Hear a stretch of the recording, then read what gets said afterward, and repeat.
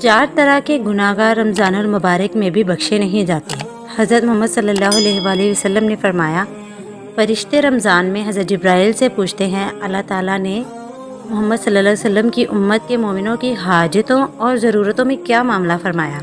وہ کہتے ہیں، اللہ تعالیٰ نے ان پر توجہ فرمائی اور 4 شخصوں کے علاوہ سب کو معاف فرمایا۔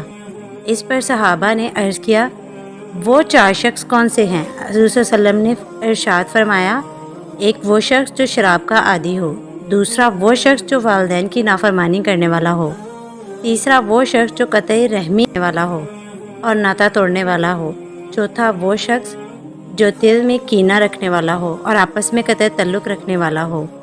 کینہ یہ ہے کہ کسی دوسرے کے لیے نہ صرف اپنے دل میں نفرت رکھنا بلکہ اس کو نقصان پہنچانے کا ارادہ بھی رکھنا، اور جب بھی موقع ملے اسے نقصان باز نہ آئے۔